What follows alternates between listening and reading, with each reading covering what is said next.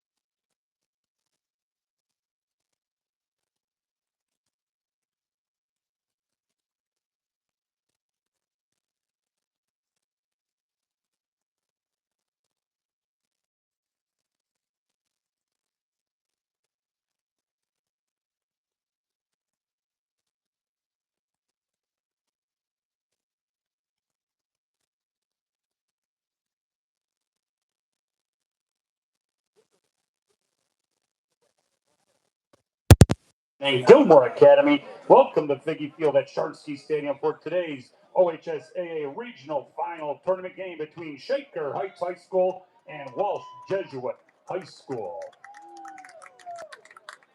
OHSAA takes great pride in conduct of all student athletes, promoting good sportsmanship among them, our coaches and spectators. We encourage you to cheer for your favorite team during this competition and to show both teams the same respect you'd like them to display. Spectators are reminded that unruly behavior may result in immediate ejection from the premises. OHSAA and Gilmore Academy appreciate your cooperation. Now let's meet today's starting lineups. First, for Walsh.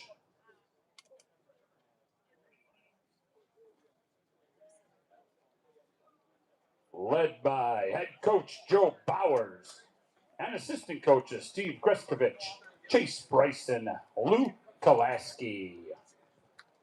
Leading off for Walsh, shortstop number 13, Matt Mansberry.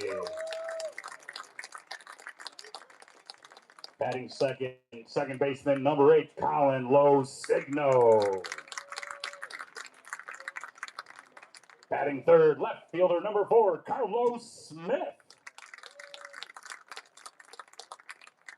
Batting fourth, first baseman number 30, Rylan Batley.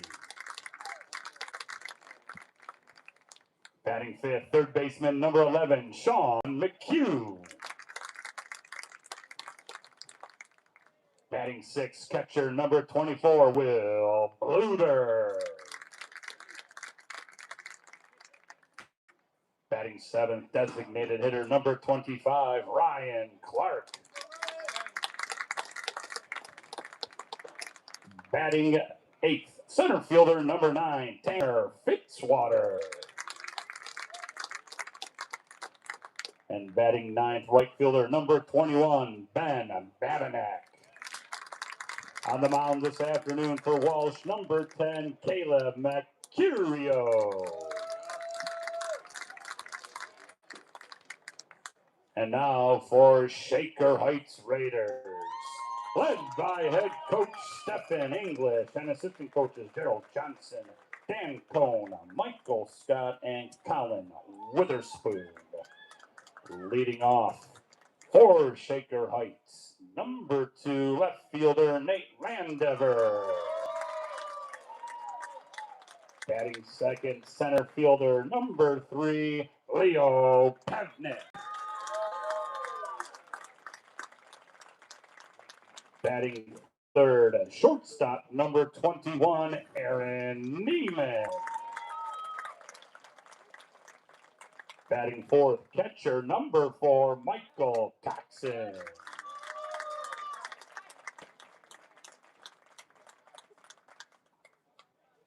Batting fifth, first baseman number 5, Casey Robinson. Batting 6, designated hitter number 22, Eli Stolfus.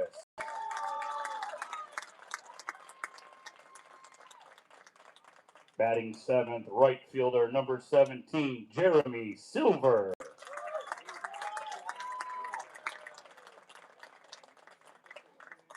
Batting 8th, third baseman number 11, Isaac Lozar.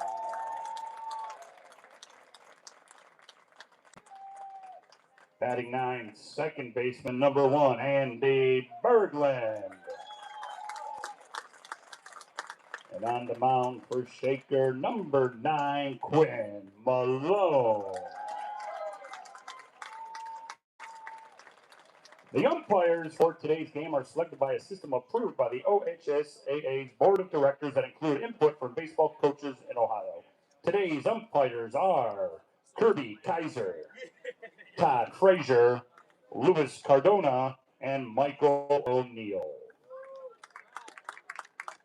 And now, ladies and gentlemen, to honor America, would you please rise and join in the playing of our national anthem, The Star-Spangled Banner.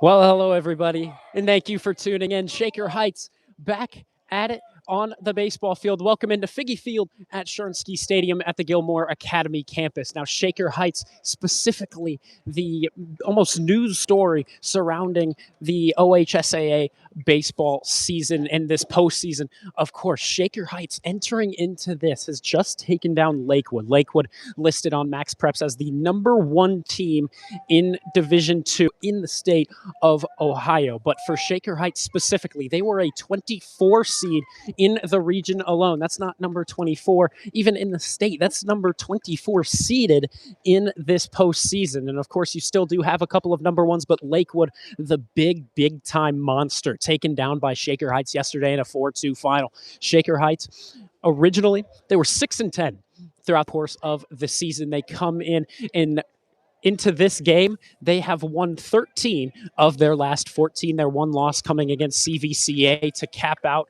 the regular season. But other than that, Shaker Heights has been red hot. Of course, no losses here in the postseason. Same, however, for their opponent, Walsh Jesuit, and the Walsh Jesuit Warriors defeating Medina Highland yesterday in a 2-0 final. So both teams went at a 2-run differential. But for Shaker Heights specifically, they pitched Casey Robinson, and today they are going to have Quinn Malone, a guy who has been maybe a little bit more unpredictable, but a guy that can definitely get the job done. We'll get into that more. We're going to send you down. Thank you very much for tuning in. Vaughn Ullum on the call, of course. So for Quinn Malone, he's out on the mound. And as we mentioned earlier, that can be a little bit more unpredictable. He was the starter, however, in Game 2 of the postseason for Shaker Heights, where Shaker Heights defeated Normandy. He went 3 innings and 1/3, and then was subbed out by Wesley Lewis. Lewis coming in and pitching in 2/3 innings. But for Shaker, right now, eyes are on them. They took down the #1 team in the state for Division II with just an incredible showing of defense. Quinn Malone's first pitch is outside and low. So Quinn Malone, definitely a taller build. Used to see him play quarterback back when for Shaker Heights football. Here comes the pitch. This one grounded over to Isaac Lazar. Lazar handles, and the throw on to first is there. And you can indeed hear the cheers coming from the Shaker Heights side. And Shaker Heights' fan base, once again, is relevant in this one. Yesterday, they were incredibly vocal. They were up on their feet, letting them know how they felt at every call. Whatever the umpire missed, they were telling him. But today, you can expect a lot of cheers, especially with the amount of momentum that they have entering. And here's the next pitch from Quinn Malone on the new AB. This one grounded just foul over to the right of Casey Robinson. Casey, the first baseman in today's affair. So for Walsh Jesuit, a quick out #1 on a grounder over to Isaac Lazar. Lazar had a great day on offense. We can cover that more when Shaker's offense indeed does come up. He's 7th in that batting order as well. This pitch missing the mark, just up and away. Michael Coxon catching the balls and strikes behind home plate.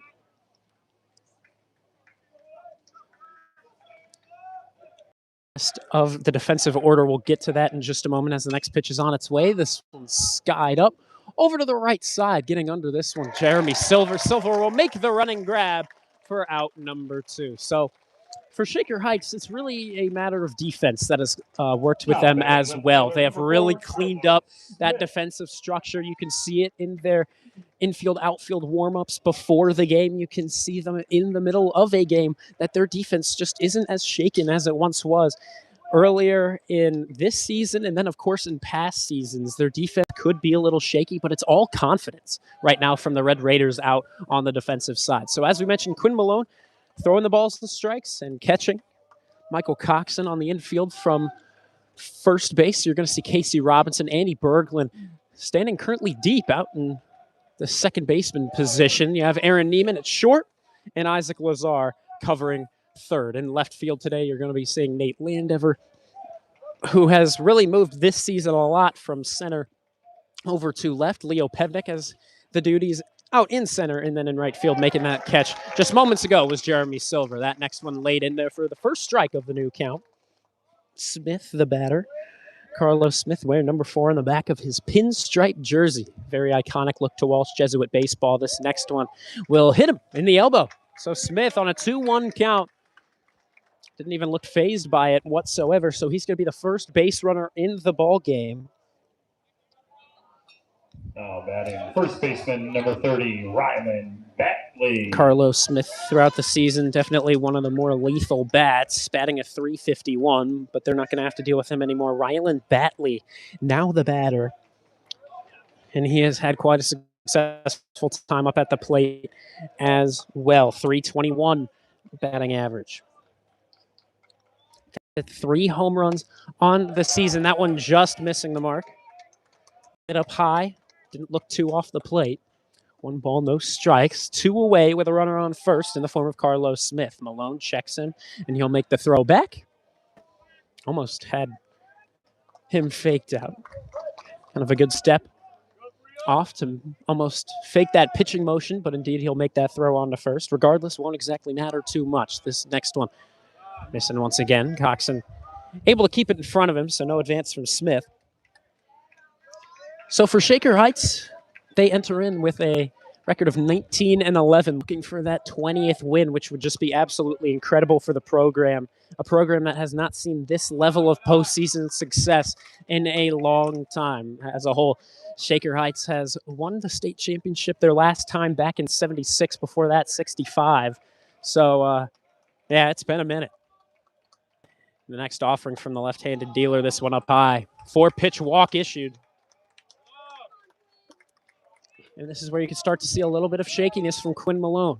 He's a guy that struggles with maybe maintaining confidence throughout innings, even though here he does have 2 outs, but from 2 outs to now 2 on with 2 outs. Everyone already starting to lean into their Seats a little bit, leaning forward. This next one just missing down low. Shaker fans starting to want some of these pitches. He's calling it close on McHugh. Number 11 on the back of that pinstripe jersey. Here's the pitch. That's up high. McHugh batting only a 217. This is a guy you would want to pitch to, definitely more than a couple. Against Highland, went 0 for 2. And now this one grounded out. Isaac Lazar will make the throw, and it gets away from Robinson. So that's going to score one. Carlos Smith making his way in. And Walsh Jesuit with the early lead. So looks like we're already going to have a time. Little mound visit here. It'll be runners at the corners with 2 away. It'll be Will Bluter up to the plate now. Keep in mind, it's still 2 outs, and this is a guy that, once more, not exactly the most incredible on offense. Batting at 231 entering into this. Walsh Jesuit as a whole, 14-12 entering into this. Doesn't seem necessarily like that team that would make such a push, but then again, Shaker Heights lead, now currently the lowest seed standing. Division II baseball here in Ohio. The next lowest, you could call it, would be number 8 in the form of Walsh Jesuit, and I believe another team sitting at number 8 as well. So Quinn Malone, runners at first and third. Make the delivery. That one is there. Not really over the plate, but he's going to get the call. Looked a little bit more onto the line of the left-handed hitter's box. But again, the umpire sees what he sees. He'll call what he calls. Now this one down low, Coxon keeping it in front of him. 1-1 count. Sean McHugh taking his lead off of first. Rylan Batley. Another runner looking dangerous over at third. You can see how much Shaker Heights is going to let this slip away. They do try to show a lot of confidence into their pitchers, but if Quinn Malone does start to have a shaky outing, it raises some questions on what will the coach do next, as now he is 1 ball away from loading him up. 3-1 count as the pitch was up and in on Bluter. And the next offering, this one's going to be there. Bluter thought he drew the walk. He was set to throw his bat right on back into the on-deck circle and give the opportunity to the next man up in the form payoff pitch. And Quinn Malone doesn't want to deliver this just yet. Already 21 pitches delivered. Here's 22 way upstairs. The bases are loaded against Quinn Malone. Batting designated hitter number 25, Ryan Clark. In yesterday's game, Robinson got all 7 innings. No relief was needed from Robinson, from Lewis, from Stolfus. This one cut on and sent over to the right side. There is indeed an athletic field over to our right side. Not sure if that is a football field. If so, it'd be a very, very tiny football field at that. But Gilmore Academy, not the largest football school per se. This one grounded down the line. Picking it up here, Lazar. Lazar just going to tap on to third. He'll get the force out and keep this at a 1-run game. Coming across to score, Carlos Smith of the Walsh Jesuit Warriors. Shaker Heights, they're yet to have their offense come out and play, but we're going to see them start it off as it's going to be Landever, Pevnik, and then Neiman. The first 3 due up, and we'll let you know all about them when we come back. Thank you very much for tuning in. Vaughn Ullum on the call.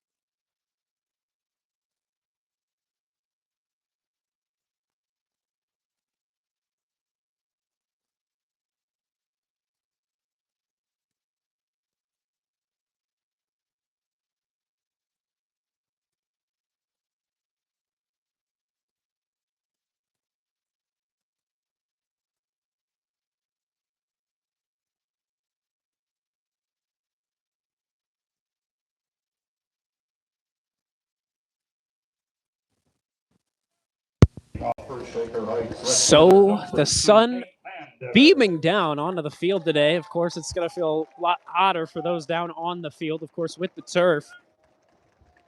Winner of this one heading down to Canton for the state semifinal. Of course, here we are in the round of 8, the last 8 remaining in Division II baseball of Ohio. This first pitch is down and outside. So for Caleb Mercurio, this guy that's pitched the most amount of innings out of anybody on this Walsh Jesuit team. Here's that next pitch outside. But for Mercurio, he's pitched a heck of a lot.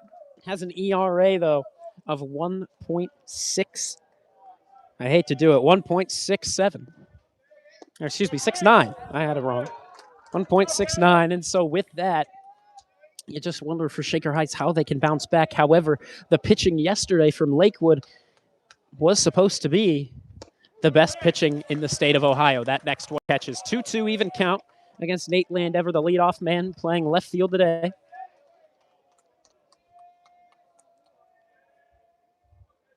And the next offering, this one sent right down the middle, and he's going to foul this one off into the netting behind home plate. Shaker Heights down 1-0 after that top of the first inning. No outs here. Landever sitting on a 2-2 pitch. Mercurio yet to pitch more than 3 innings this postseason. This one upstairs. Or excuse me, he actually hasn't really hit the mound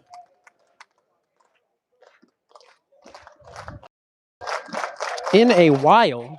Not sure if that was a bit more of an injury type of thing. Here he'll deal the walk as the pitch comes inside. Landever with a patient at bat, and he'll take first. And again, you can hear just how much the Shaker Heights student section, the parent section, just the Shaker section is going to be getting into this one. A walk already going to draw that much enthusiasm. So yeah, 45 2/3 innings pitched out of Mercurio. Now here I got the right stats lined up. Yeah, he hasn't gone longer than 3 innings since the 14th of May against Archbishop Hoban, where he did get the loss. Currently sitting on a 2-4 record. 2 wins coming on April 14th and 21st. Here's the pitch. This one's sent right up the middle. It'll hit off of the glove of the man there. And now here, the shortstop unable to make the play.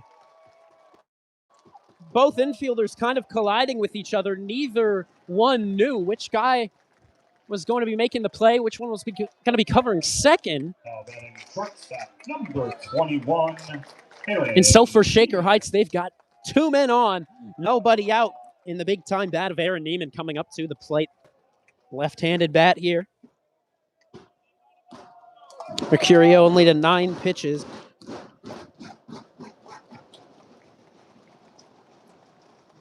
And the first one to Neiman is upstairs and outside. Through studying these 2 teams, specifically trying to study Walsh Jesuit a little further due to the fact that Shaker has not played Walsh Jesuit in a while. Here's that next pitch down low. For Mercurio, he's really that second man up kind of guy that pitches, but he doesn't go too much distance anymore. And other than their ace for Walsh Jesuit, you don't exactly have too many guys that will go the distance. This one lined right up the middle. That one's going to get past the second baseman, Lucindo. And now the center fielder having trouble with it. Rounding and scoring is Nate Landever. Leo Pevnik will stop at third, and this one's a tied ball game once more. Aaron Neiman, right off the bat, scraped by Lucindo. Number 4, Michael Coxon. And so Michael Coxon getting the signal from head coach Stephen English over to his left. And an RBI situation, keep in mind, no outs to this point. Lepevnik taking the lead off of third. Here, Coxon lets this one fall in for a strike. He's a power guy, Michael Coxon. If he's even just able to lift one to the outfield, that would give Shaker Heights the lead. Mercurio to kick the pitch. That one's going to be outside. 1-1 even count. Mercurio, going to keep talking about him. As we mentioned, he's really that second guy up, but for the pitching staff in total, Sean Sullivan has been their ace. Here's the next offering. This one will go right to the second baseman in the throw back. He is safe as it is mishandled by the first baseman. A great hustle to get on back over to first from Aaron Neiman, as Batley was quick to try and make the play on first, but he couldn't handle the baseball sent to him from Lesigno. So now another RBI opportunity with one away. Runners still at the corners for Casey Robinson. Robinson, the pitcher yesterday. Hopefully his arm not too tired because still got a hit today. Here's the pitch. He's looking to a bunt. Held back in time. Pevnik was ready to run. He didn't continue forward. So Pevnik held back per the umpire's ruling behind home plate.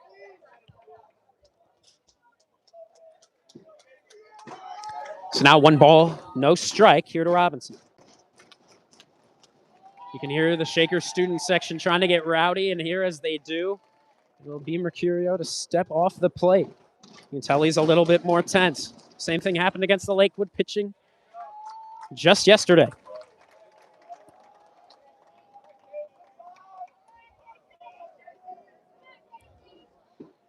Robinson now at a 1-1 even count, 1 away. Pevnik getting a signal from English. English will drop off his signal to Robinson. Robinson steps back into the left-handed hitter's box.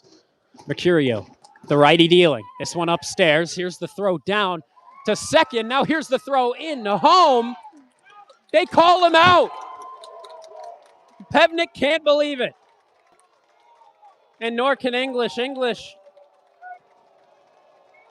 also going to try to have maybe a quick statement with the home plate umpire. He does not agree whatsoever. It was a cutoff over at second.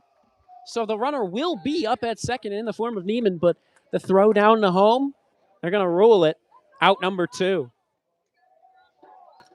You tell Walsh Jesuit happy as can be. The Shaker Heights side in disbelief, wishing that there was some sort of challenge system, but not here without the replay to go with it. Mercurio with a runner on second now. Here's the pitch. That's catching. And ruled strike 3. So Casey Robinson struck out. Big time ending for Walsh Jesuit's defense.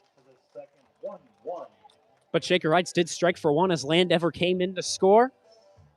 It's a 1-1 even ball game as we go into the second. Thank you very much for tuning in here at the Figgy Field at Sharsky Stadium.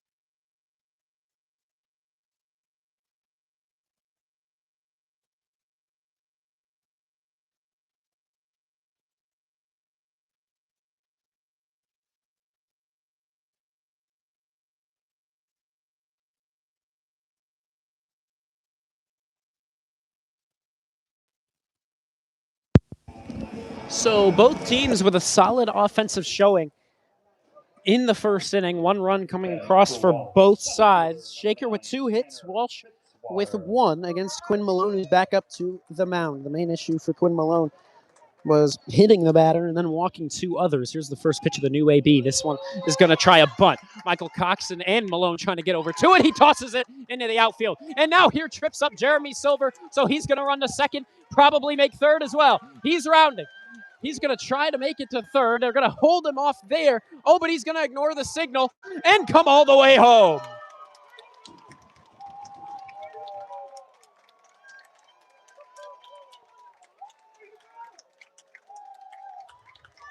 Not the way it should have gone. A Quinn Malone throw into the outfield over the head of Robinson. Made its way to Jeremy Silver. Silver slipped up trying to get the ball, so it kept on rolling to the outfield wall. And the throw back in, not exactly a jab. And so Walsh Jesuit taking that lead once again by 1 run. Infield meeting. No coaches involved. Neiman called it in. So now here's Ben Babnick. Babnick, the son of Mike Babnick, the head athletic director of Shaker Heights High School. Here's the first pitch of the new AB, and this one going to catch for strike 1.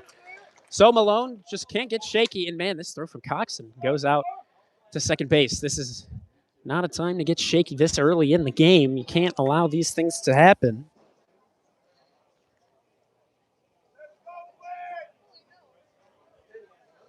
So Malone does have a strike here in the count, and he'll lay one right down Main Street for strike 2.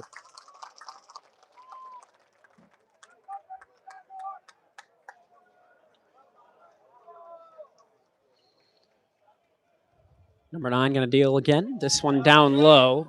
A ball. It'll escape from Coxon. Coxon will keep it in front of him and deliver it right on back. No problems that time in delivering it back. Just a too low of a pitch. Couldn't stick with it there. Malone, the kick. Here it comes. That one's outside. So, yeah, the batter, Babnick, currently sitting at a 286 average, but only 11 games played and only 21 at bats. This next one missing the mark.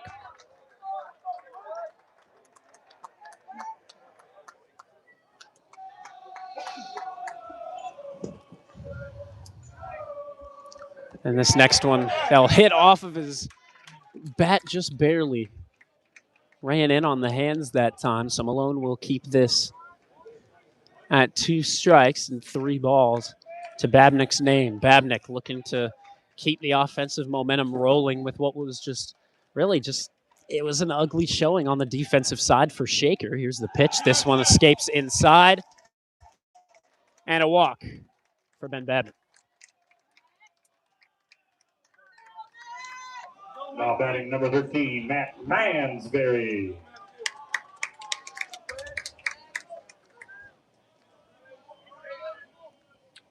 Again, yesterday was Robinson on the mound, but you can't exactly put him back in.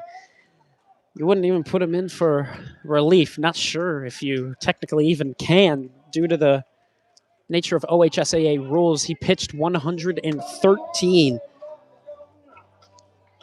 yesterday. So I'm not sure he even can come back in if it is requested of him. Next pitch. This one lined right through into left field. Getting over to it, Nate Landover. It's going to be an easy, light single that floated its way in the left. Neiman going to walk this one back into the infield. So around first and second, still nobody out, and we're going to get English to come out to the mound.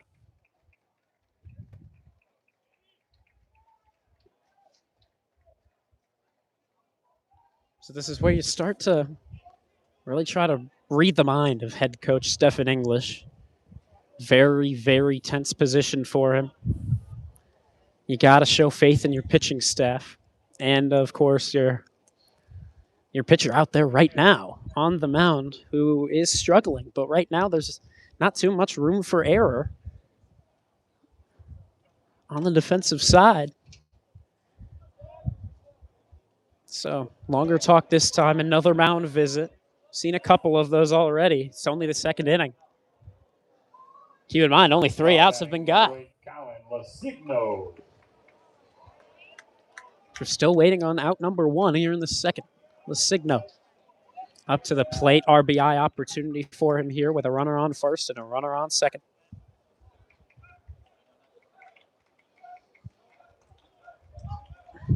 Here's the pitch. And here a bunt. Laid down once more. Malone going to make a throw over the head once more.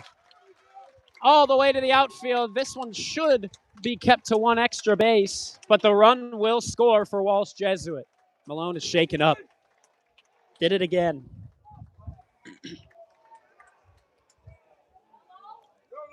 Now English making his way out once more. You can imagine something will go down now, but maybe not.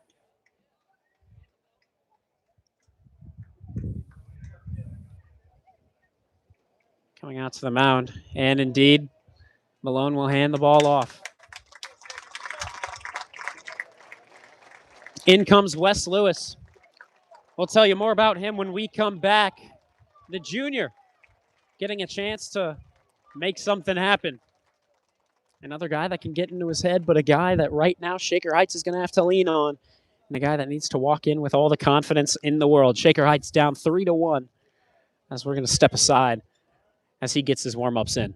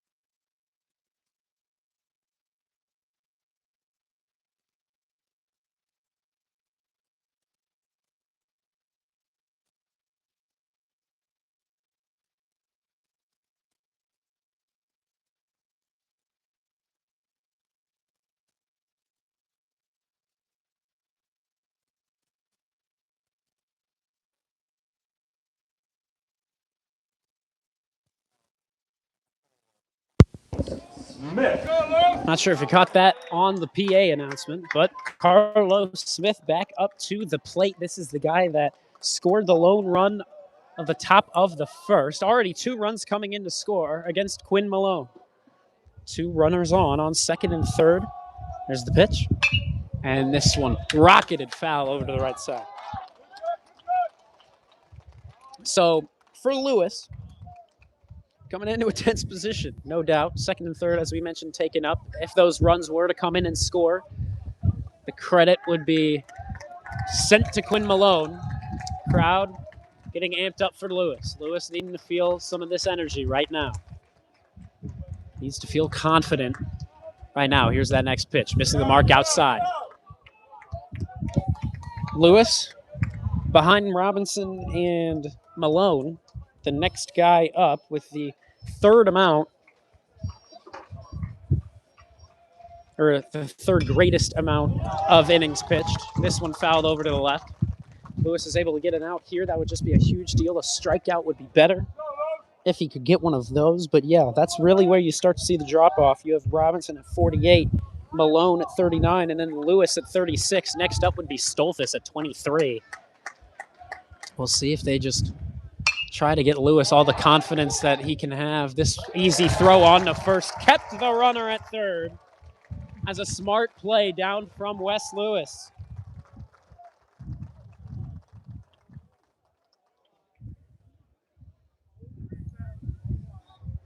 Lewis, a guy that really struggled with the mental side of things last season. This year has definitely cleaned it up. Entering in today with an ERA of 4.47. Actually, a better ERA than what we have seen out of Quinn Malone. He entered in with a 4.7, or excuse me, 5.7. This one fouled over to the right side. Robinson handles, but it's foul. So for Shaker Heights, right now, it's all about just limiting whatever damage they can. Right now, already a solid amount of damage done. But it's still a 2-run ball game. Lewis checks the runner over at second, deals the 0-1. This one low. Coxon needing to drop down to his knees to make sure that one stays in front of him. You're in the top of the second. 3-1 score to the advantage of the Warriors. And now here comes this one. Skied over to left, trying to make his way over. Is Landever. It'll one hop off of the wall. The throw in quickly to Neiman. It'll hold the lead runner at third, but it'll score one. And so Walsh Jesuit tacks on another with an RBI double, one away here at Figgy Field. Tough spot that Lewis has been put into. Number 11, Sean McHugh. Malone not in the batting order either. So that is the end of number 9 today. And unless Shaker Heights is able to get the win today, that would be the last that we see of him in his Shaker baseball career. Here's the pitch. That one, called this low and inside perhaps. Not very much inside. Had to have been a call on the height of the pitch. Still a little surprising. Didn't get the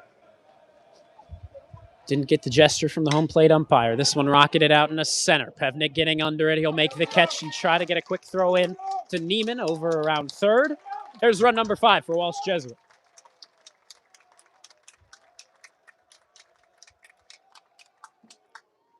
Now batting number 24, Will Bluder.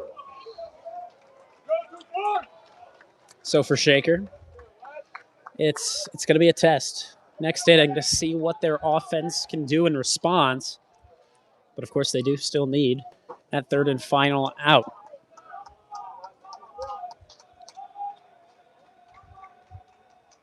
First pitch, fouled back.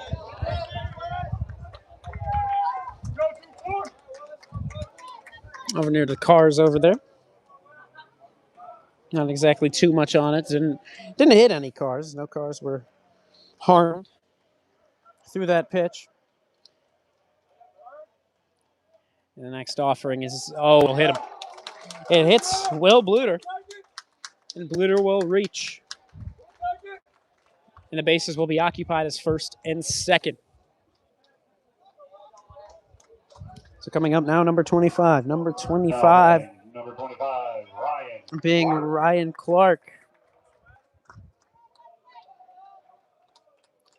Clark, if he's able to get a big-time hit here, it can really suck the life out of Shaker. 4 runs is still a ball game.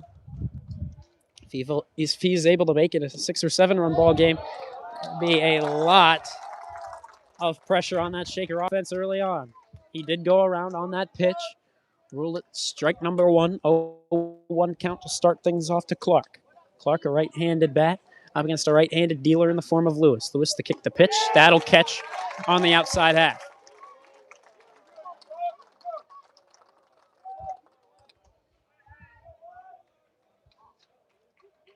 Shaker Heights has only been up on offense for 3 outs. Here's the pitch. That one just up and in. Just barely.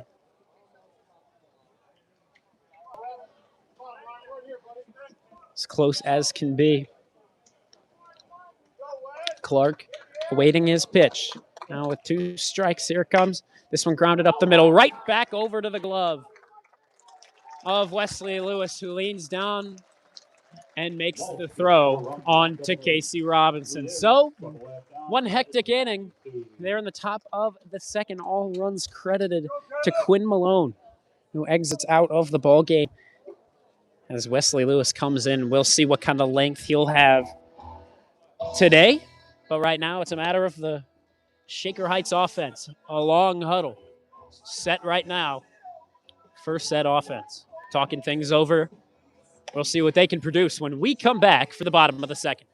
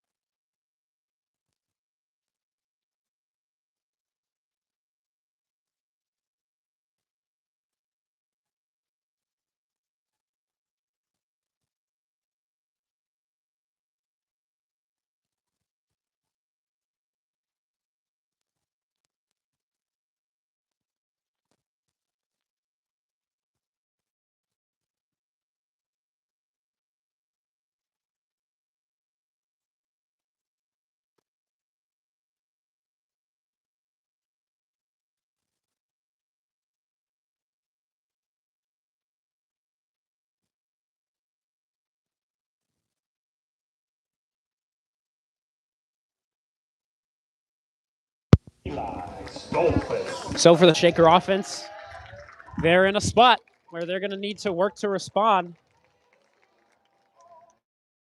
Number 22 up now in the form of Eli Stolfus.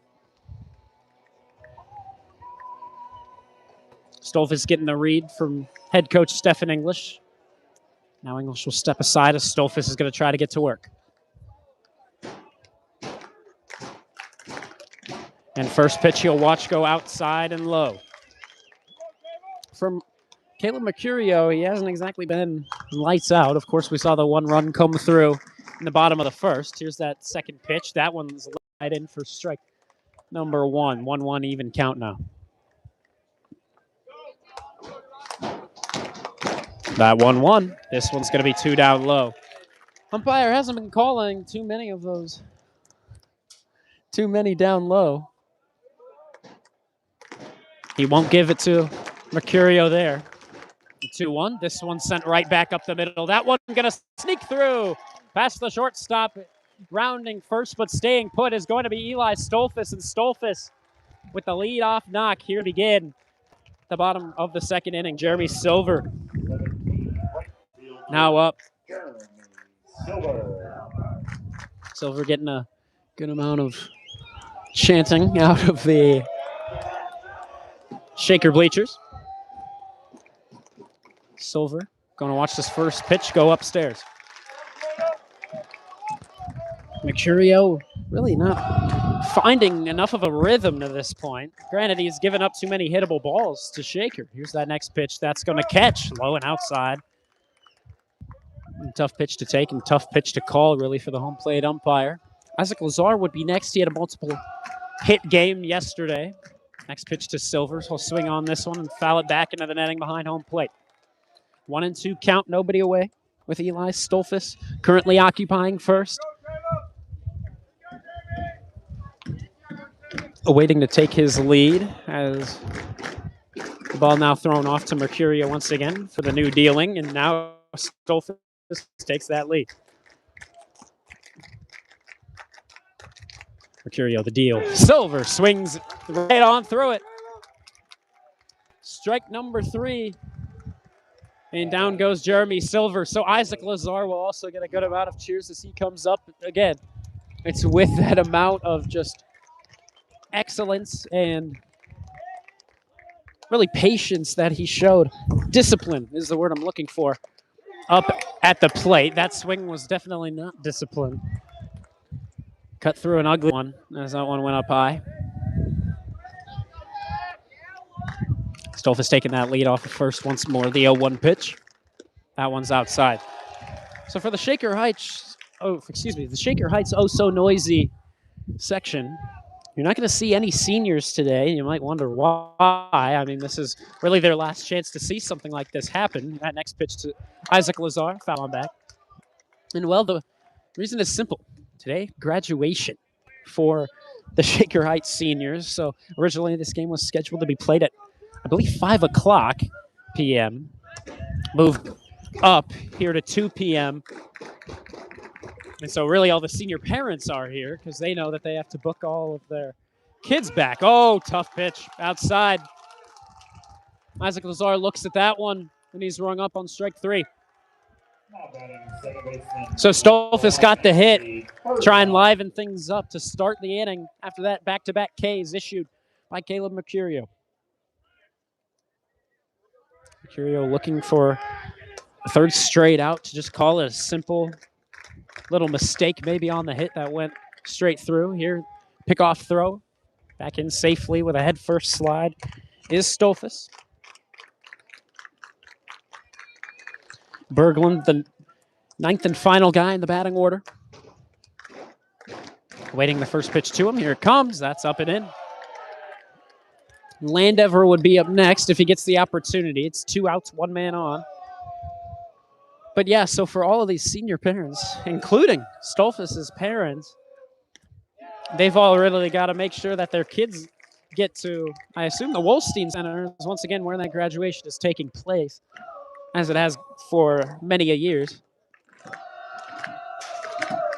So all these seniors looking to play a good, hearty game, but then they gotta graduate. Here's the pitch. That's outside. 3-0 now to Berglund. Laid off each of them, even though some of those pitches were definitely harder than others. That next one sent right down the middle. It's what you can expect, but you never really do get the green light in high school when it's a 3-0 count. Here's the 3-1. That's right there, too. He knew it. So Berglund now from 3-0 to full. 2 away, wants to keep this inning alive as Landever would be up next. Here's the pitch, fouled back. Stolfus was off and running, of course, with a full count, 2 outs pitch. Has to jog on back.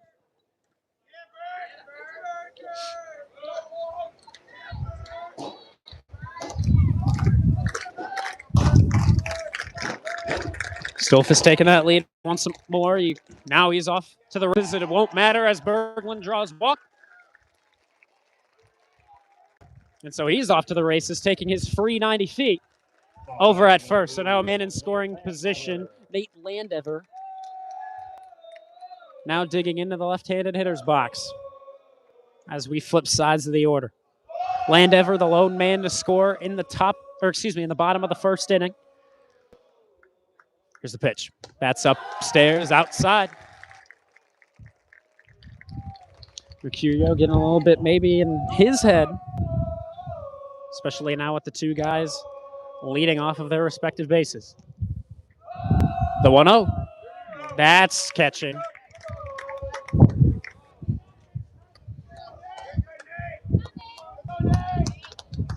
On the outside half of the plate, he typically likes those strike calls. The 1-1, that one's outside, and here they're trying to get the throw down. He is safe back at second. Didn't even decide to go for the slide. Just had to really book it back if he wanted a chance to stay safe. And Stolfus got there in time just barely as the throw came down from the man behind home plate. 2-1 pitch. He likes that strike, both Mercurio and the home plate umpire.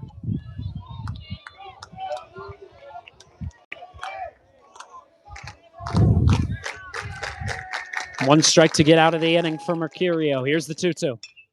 Landever going to sky this one, trying to bloop it down, but the running catch is made out there in left field. Carlos Smith once again on a big-time play for the men in maroon and gold. Keeps 2 men on for Shaker Heights' offense, as now they're going to have to sit on back and hope Lewis can pick things back up where he came in. And he succeeded. Again, Quinn Malone taken out. We'll tell you a little bit more about Wesley Lewis as well when we come back. Thank you very much for tuning in. You're listening to Vaughn Ullum right here on the Vaughn Ullum Sports YouTube channel.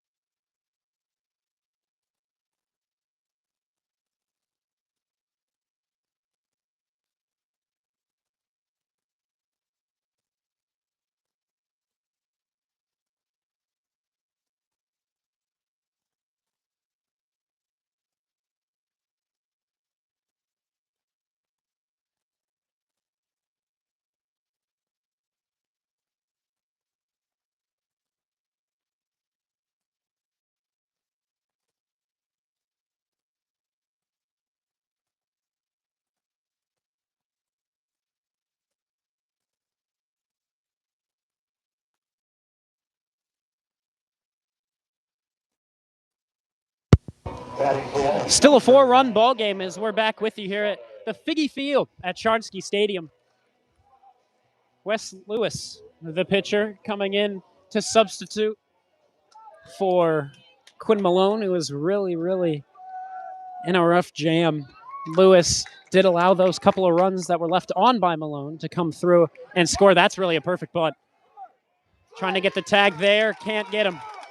Robinson could have sworn he scraped the leg, pleading his case to the first base umpire. The umpire's not giving Shaker Heights too much benefit of the doubt, whether it was at that home plate call before. That got out Pevnik. Now batting number 21. And right there.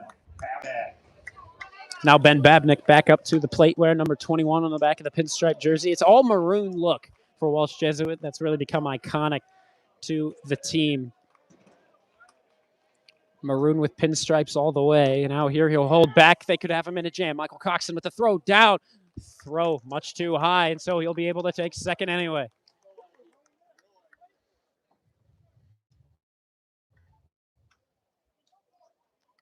For Shaker Heights, it's been an issue of up high throws that are just, I mean, of course they're just not where they want them, but they've really been in tough positions as well. Quinn Malone sending two over the head of Casey Robinson that have gone into the outfield and have scored a couple of runs that way. This time you're allowing a runner to come into scoring position on a throw that was off the mark as well. Lewis getting some encouragement out of the Shaker section. This one going to be bunted right back over to Lewis. Lewis with the throw, and that one was off the mark. And oh, he hit the ball out of the arm, really. And so Shaker can't believe it. So English is going to come out here because the run came in to score, which would be run number 6. English pleading his case, saying he popped the ball out. He had it because they're not even calling the runner at first out.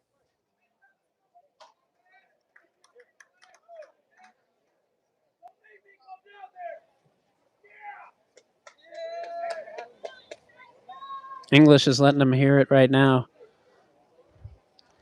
Not exactly much of a guy that'll rage much at an umpire. He's very composed. But when he makes the case, he'll make it clear. But it looks like once more, Shaker won't get the benefit of the doubt. You can see him making the arm gesture, as that is a really brutal call. Now batting number 13, Mansberry. So another run comes in to score for Walsh Jesuit. It'll be one runner on over at first for Babnick, taking his lead currently off of first as Lewis needs to pay attention to what's now in front of him. Tough call there, but you got to move forward. Lewis, number 12 on the back of the red jersey. This one launched out into right center. That one can go. Oh, it'll be a ground rule double.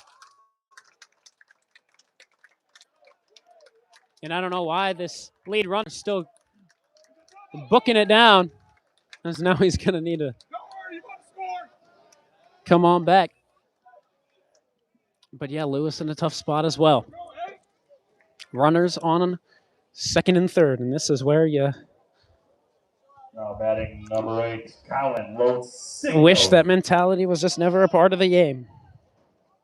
Lewis in the one playoff game that he went through got the win against Normandy in his 3 2/3 innings pitched. Hold on. Here's swinging, big swing and a miss. That'll give momentum to Lewis. But yeah, in his 3 2/3 innings pitched, he came in, allowed 4 hits, walked 2, didn't hit anybody, and allowed 1 run, which was earned. And wow, that one missing the mark.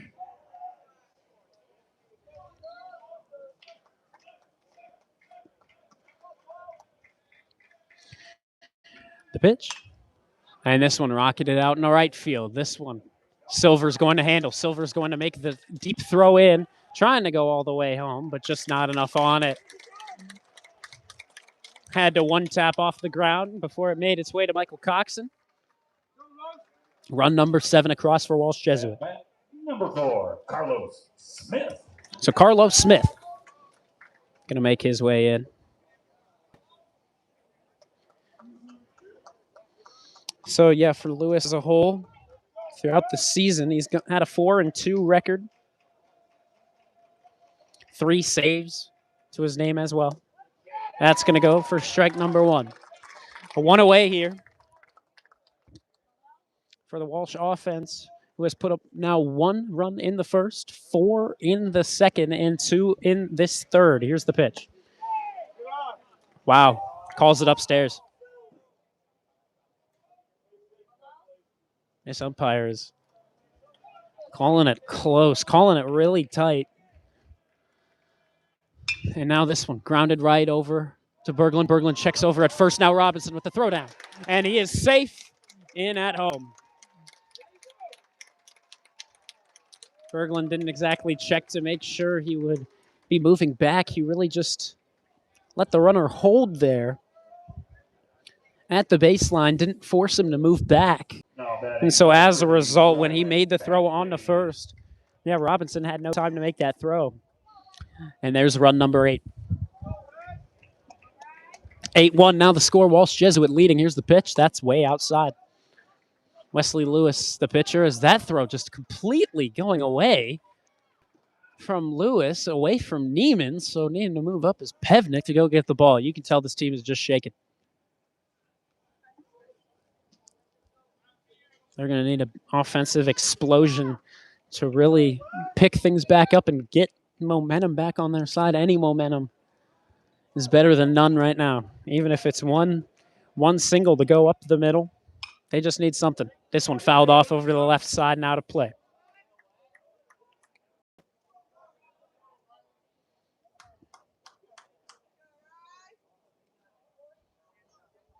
So here, Rylan Batley. Again, one of those big-time hitters. That one off the mark, batting at .321. Went 1 for 4 in yesterday's game against Highland. The Hornets falling to the Warriors 2-0. And that's missing as well. 3-1 count. 2 away. Bases are clear, so Lewis isn't pressured by any RBI situation. 3-1. That's going to miss the mark as well. Upstairs, outside.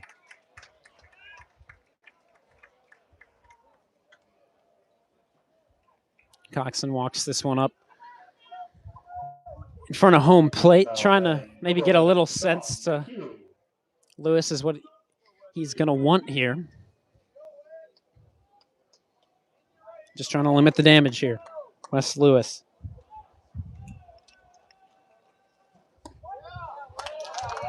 He'll lay in a strike to Sean McHugh. McHugh batting a 200. Definitely a guy that you can pitch to.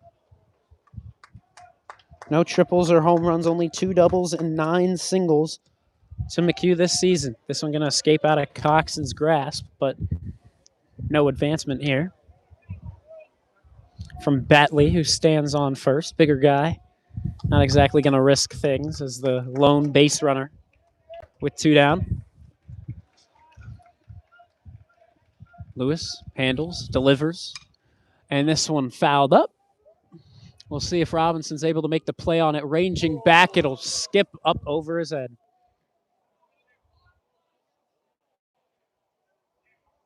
Well, the main story for Shaker Heights' success throughout this postseason has been their defense. Today, a real crumble from this defensive side. Silver couldn't get to it either. I believe it was called off by Robinson to try and make that play.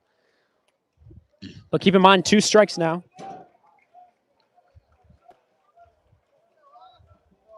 McHugh will swing and miss. Went chasing for that one outside and low. And so for Shaker, a lot of damage done against them on the defense. 7-run ball game. At the bottom of 3. So as we go to the bottom of the 3rd inning, this offense needs to find something to string these hits together, all momentum to the other side. We'll see what they can get done when we come back. Thank you very much for tuning in.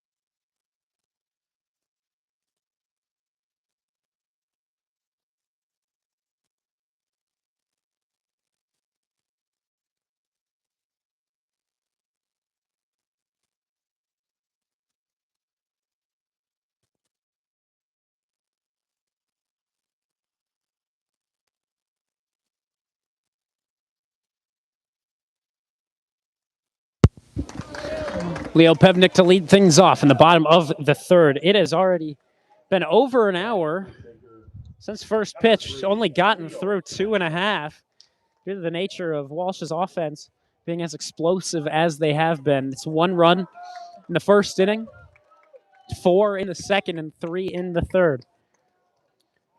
First pitch is going to be there.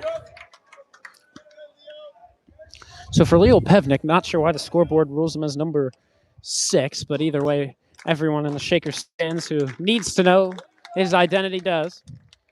Pevnik going to watch strike 2 go on by. No balls, 2 strikes to open up the new inning. And Leo Pevnik goes down on 3 as he swings through that one. And he's victim number 1 of the new inning. Now batting number 21, Aaron Neiman. So Aaron Neiman, guy that really needs to wake up right now. Up to the plate. Number 21 on the back of his jersey. Hasn't changed the number since joining up. He'll watch this one go upstairs. Just barely. He's called that one before. And that time, no can do. The pitch. And that one low and outside. Aaron Neiman entering into this one. The best average on the team, batting a .367. Just below him was Quinn Malone. Michael Cox in there as well. All above 300. You got a couple more as well. Here's the pitch to Neiman. Neiman fouls this one back onto the road behind home plate. 2-1 count, 1 away. I had the green light on the 2-0.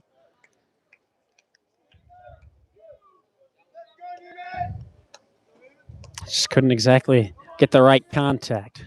Aggressive batting stance from Neiman as always. Here comes an inside, gets the call.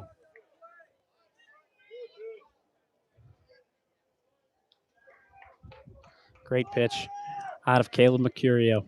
Here it comes. That is not a beautiful pitch as that one goes up and in, backing him up off the plate. So we do the countdown as I always did when I commentated, actually, when I was the high schooler here. 3 balls, 2 strikes, and 1 out as here he'll swing through this one. He just got a piece of it. That was not the pitch to go for.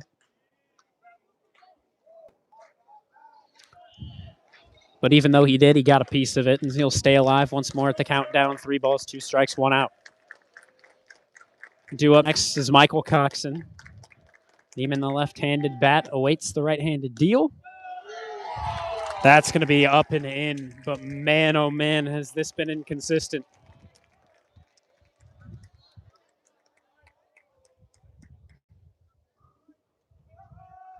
So now we're going to get a visit from the Walsh Jesuit coach out to the mound.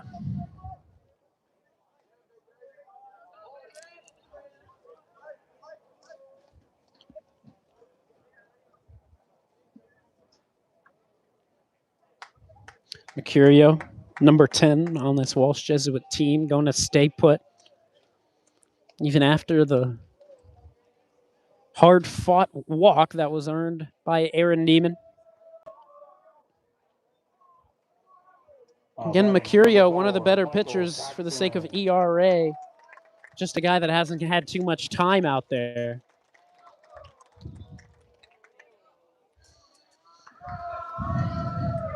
So now here they wait as Michael Coxon will try to get Neiman moving. That one's going to be a strike down low.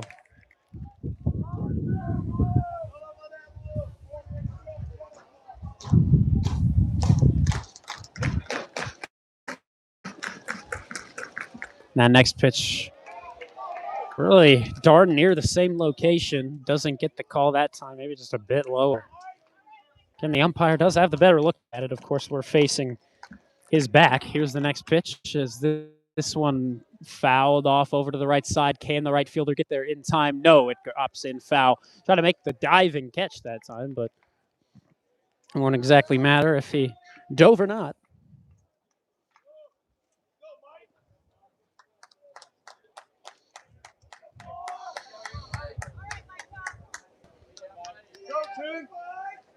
So Coxon, off of the foul, will now await a 1-2 pitch, one away.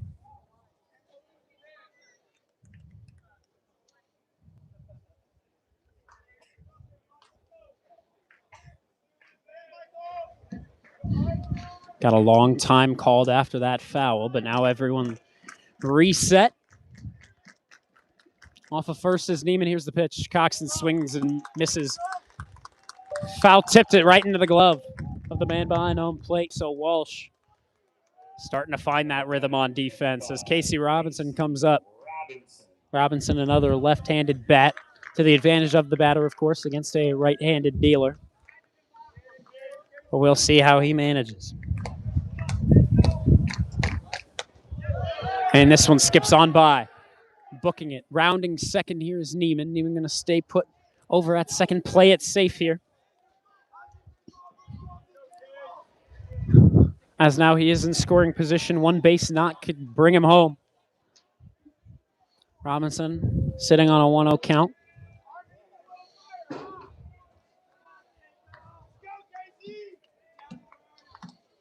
Here's that 1-0 outside. No. That might have been one of the most brutal strike calls I've seen out of a high school umpire. But we play on. 1 ball, 1 strike. Here comes the pitch. I mean, if that last one was indeed a strike, that one's a strike too.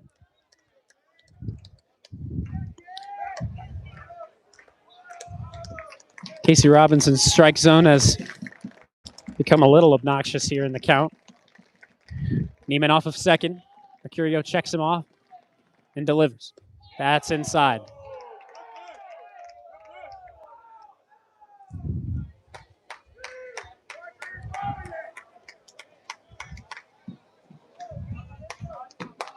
Two-two, it goes even. 2 down, runner on second. A lot of twos up on that scoreboard. Here it comes. That's outside.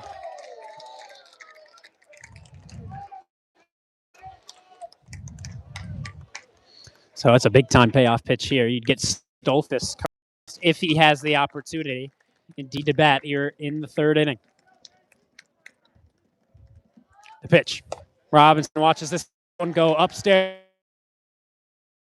into pickle. Neiman decided to keep it going. Didn't even go for the slide, and English can't believe it. Didn't even try to get them into a rundown. So Robinson, who draws the walk, won't mean much of anything. Unfortunate offensive inning that time, whether it be the strike zone, whether it be the base running, as base running has already been an issue throughout the game. 5 errors defensively for Shaker Heights. That's something they really need to clean up, and indeed they're going to try to as that defense is coming back out to the field. Thank you very much for tuning in. Vaughn Ullum on the call with you here. It's an 8-1 score, Walsh Jesuit leading.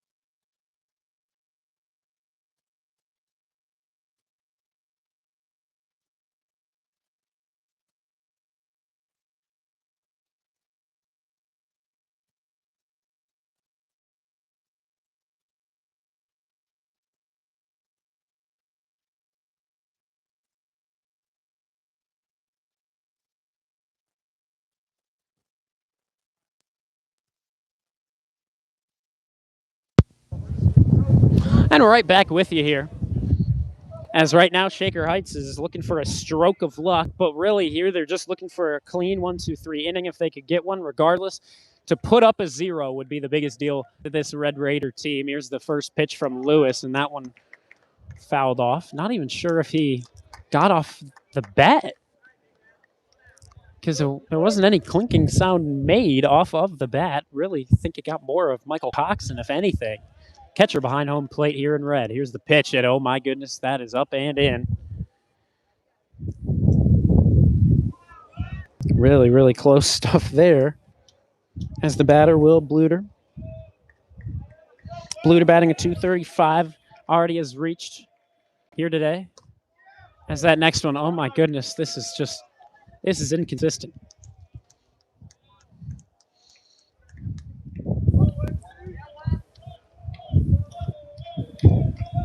And here's that 2-1. That is going to miss somewhere.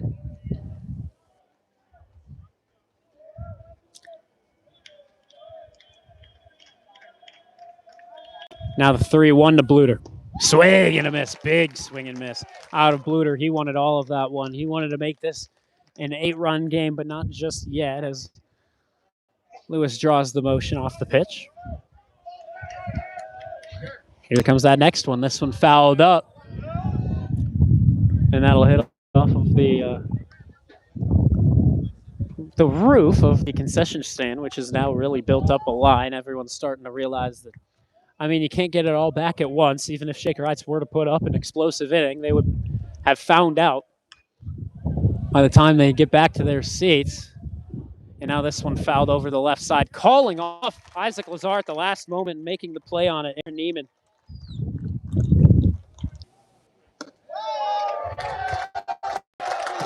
Hopefully this is back up for you. Not exactly sure what kind of technical difficulties are taking place. We should be back with you. Hopefully enough. Back here at Figge Field at Shornsky Stadium. I'm not sure what took place there on the technical side, but now we should be back up and running. Didn't miss too much. If you're a Shaker fan, nothing positive. As it was Stolfus to be called out at home plate on a really rather incredibly risky call from English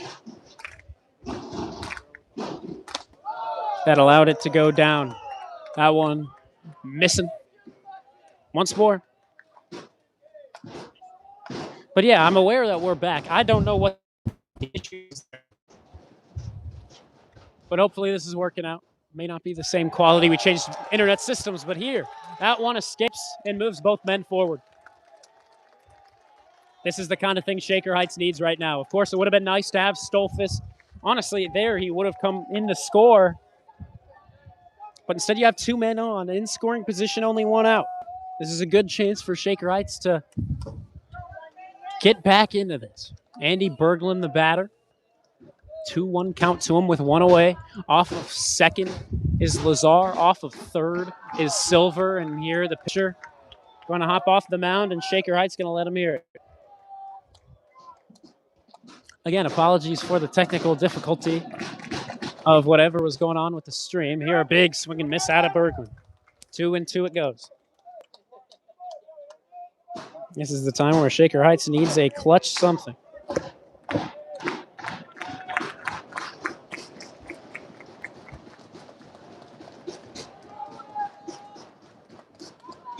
Here's the 2-2, and it's right there. Strike 3 called. So in RBI chance for him with 2 men on. Shaker. It would hurt them. They couldn't get a run here.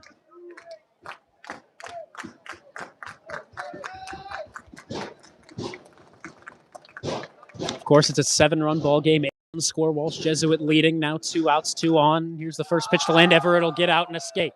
Thinking about moving forward was Silver, but it bounced right on off the backstop. A great bounce that time for Walsh. That really gave them great ability to get right back over to it and hold silver. Landover sitting now on a 1-0, 2 down. Mercurio still the starting pitcher in. Looking for any sort of out here. Big swing and miss out of Landover. Landover looking to line that one into right field. Couldn't draw the contact, so it goes even at 1-1. Landover, a guy that hasn't been too consistent throughout the year. As he rockets this one. He launches this into right field, and that thing is not coming back. Landover, a huge 3-run home run to get Shaker back on the score sheet, and Landover happily rounding third. Give the high five off to English and try to pump up his team as he makes his way home. Well, Shaker Heights has struggled on offense to this point, but with 2 outs, Landover comes up clutch, sending one past the right field wall. Really a no-doubter off the bat. Had a good amount of height on it, but you could tell that had enough power on it as well with the amount of speed in which that baseball was moving away from us right here behind home plate. First pitch here to Leo Pevnik, and you can tell the Shaker Heights section is feeling it now. Really got them to wake on up. 4-run game. Here's the next pitch. Pevnik skies this one. This one should be a simple routine out. Oh! Hits off of the center fielder's glove. Pevnik gonna stay put on second. It's gonna be a stand-up double, but not really. More so an error than anything, but he will take second without any complaint.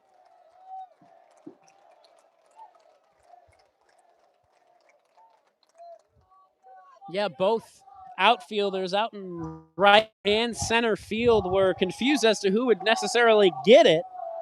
Eventually, the center fielder had the final call off, but, well, he didn't have it. And now he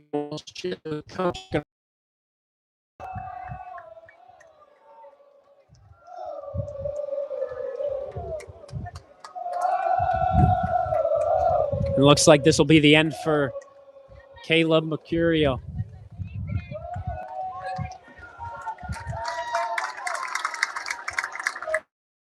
Are giving him his props. Did pitch a good game, really up until whatever just took place. And even though that last play was not at all his fault, coach thought it would rattle him enough, throw him off his game to the point where he shouldn't really be in anymore. We'll tell you about the new man after his warm-ups. And once we get, of course, that identity. Thank you very much for tuning in. Again, apologies for the technical difficulty. Hopefully we're back up and running for you. We should be. But either way, Shaker Heights with a big-time blast out of Nate Landover cut this deficit down from 7 to now a 4-run deficit. Thank you very much for tuning in. We'll be right back with you as this inning resumes.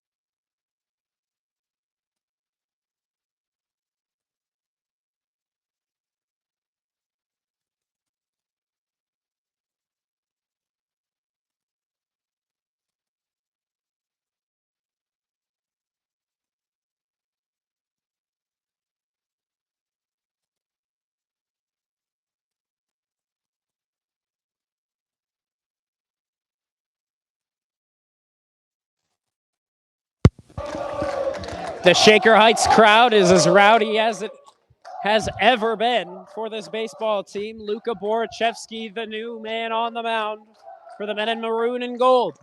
It's only pitched 16 and a third, but darn, has he done well. 1.71 ERA.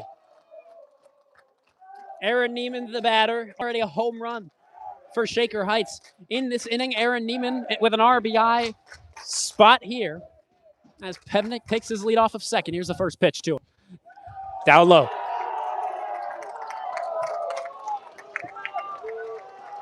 So for Luka Borachevsky, not too many reps down, but he has appeared in the playoffs.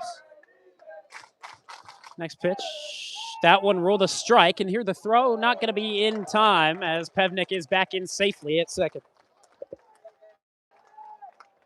Yeah, he did appear on the last appearance, May 30th. He only pitched for one singular inning, however. Walked one, didn't give up any hits or any runs. Helped out his ERA a bunch. 1-1 staring down Aaron Neiman. Neiman grounds this one. That's going to go fair. They're going to tell Pevnik to stay put over at third and not risk it here. We saw that earlier on in the inning, and Solfus was called out. So now for Michael Coxon, it's a big time at bat. Now batting number 4, Michael Coxon. Michael Coxon entering into this. 17 RBI, the second best on the team, or excuse me, the third best on the team. You can argue that Coxon has been one of the more well-rounded guys, and my goodness, what is the base running? Aaron Neiman out once again on a run to second. Out number 3. Walsh, Shaker 4. All you can say is wow to this base running. I mean, it has been shooting themselves in the foot. And right now, it stays put at a 4-run ball game. 8-4 to the advantage of the Warriors. 3 innings remain, 5, 6, and 7. We'll let you know the story when we come back.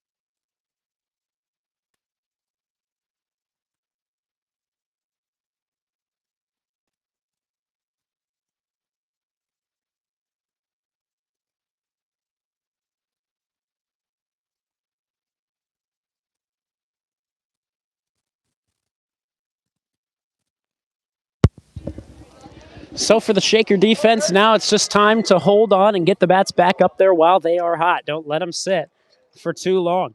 Wesley Lewis, still the man in the pitch. He has done rather well to this point. He allowed 2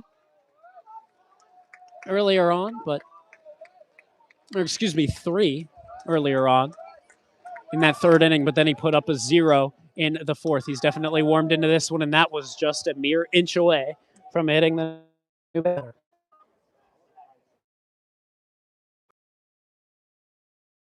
Home run. Shorten this gap. Here's the pitch. That's upstairs. 2-0. You'll wonder what a backup option would look like if they realize that Lewis cannot go any further. There's the kick, that 2-0 offering. That's right down where it has to be. That's perfectly painted. And he'll get the looking strike. And quickly he'll deal once more in same kind of location. And yeah, he can tell Lewis is trying to do this at his own quick pace. Because here comes the next one. This one grounded over to the right side. Berglund's going to be able to get the read on it, the scoop, the gather, the throw. And there you go. There's out number one. Big out number one. Again, Shaker Heights just a quick little inning on defense.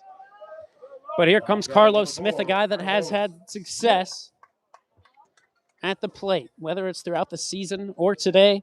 Carlos Smith batting a .368 going into today.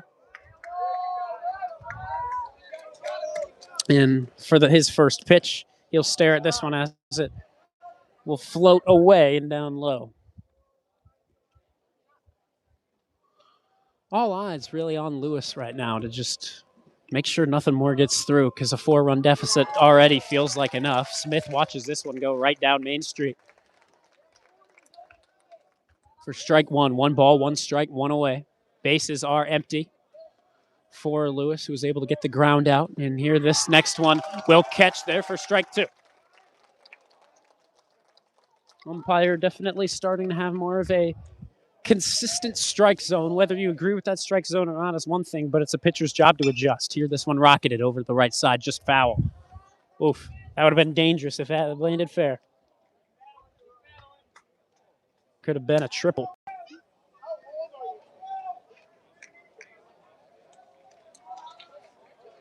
Smith, the guy handling the duties out in left field today, has had a couple of plays out there. Not too many.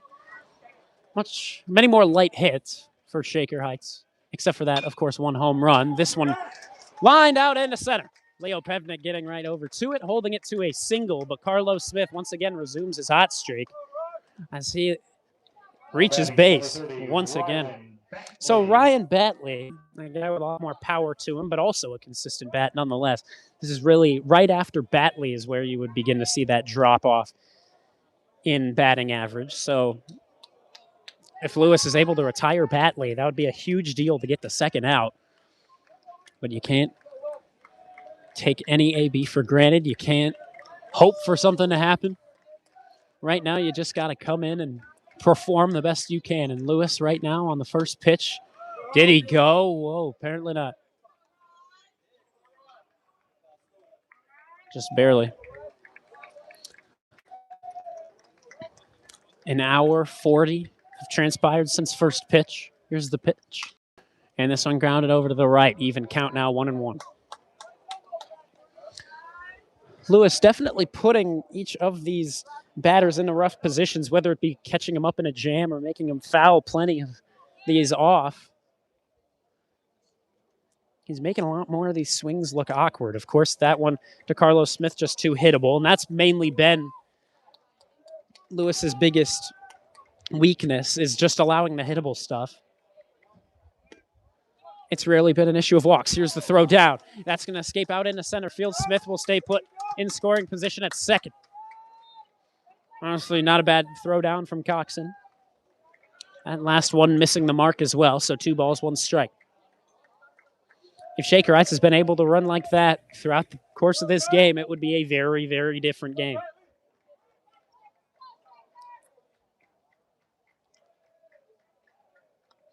Here comes the pitch. And this one rocketed foul off to the left.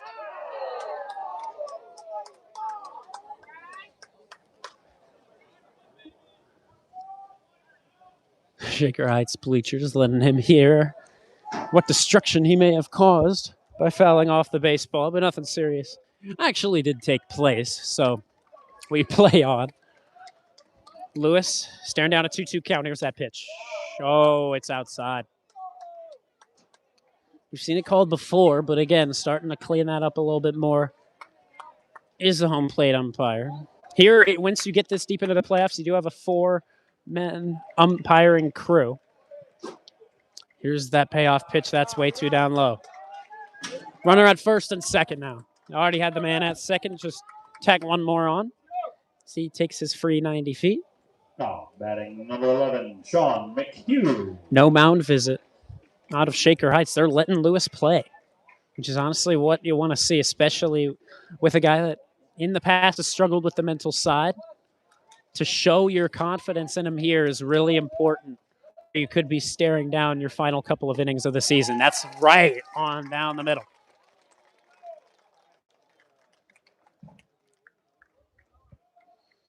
The double play here would be huge as well. The momentum back into Shaker.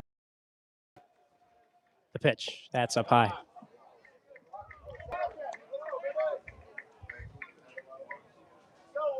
The current batter up here, Sean McHugh.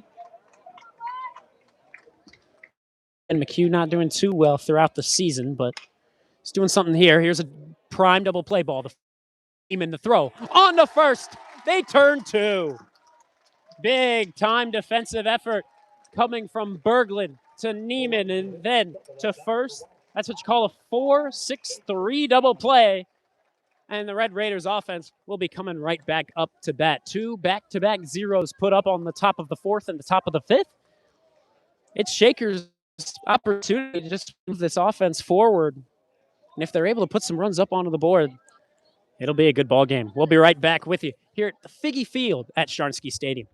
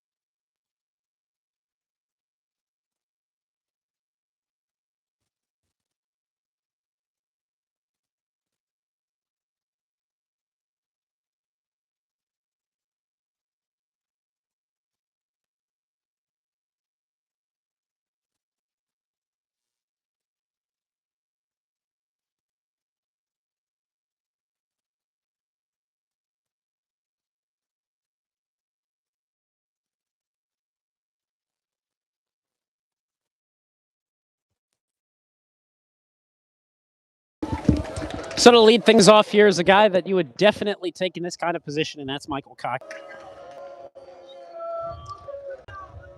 All right. Apparently technical difficulties happened once more. We're back with you. Casey Robinson skies this one out into center field, and handling it is a center fielder. Easy play that time. Again, apologies for what happened to this broadcast.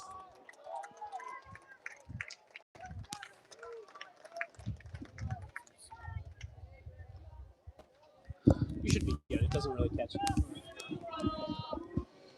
So digging in now, Eli Stolfus, right-handed batter, already has reached a couple of times today. First pitch to him will catch on the outside half of the plate. Stolfus, typically an outfielder today, your designated hitter. Someone that could also, in case things get really troublesome for Lewis, could take over on the mound. Did he go? Indeed he did. This will be a very quiet inning if the Red Raiders go down 1-2-3, but at that point, really just stating the obvious. Shaker Heights having a miracle run, not looking for it to end as they would. Now that pitch outside. They're down to their final 7 outs of the ball game, 4 runs to make up. Borchevsky, the man on the mound, hasn't had a whole lot of time on the mound, but he's doing well so far. He's grabbed 3 outs to this point, looking for his 4th, the 1-2. That's just outside. Calling it close once again. He's definitely called that one before. But yeah, again, that time just not going to go Borchevsky's way, so Stolfus stays put. Now facing a 2-2. He'll foul this one back over near the Shaker bleachers. Oh! Cops not looking that time. You would think the cops would hopefully be more observant, but that time it just skips in front of him. Didn't hit him. It did give him a little bit of a jump scare, but they're all right.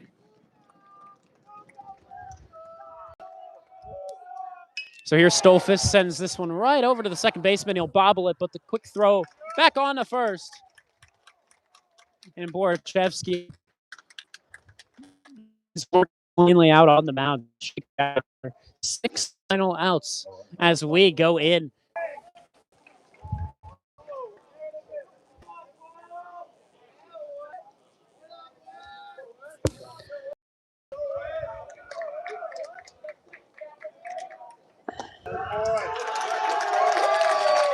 Well, Wesley Lewis will gather the strikeout. I am not sure what has been wrong with the broadcasting, with the stream side of this.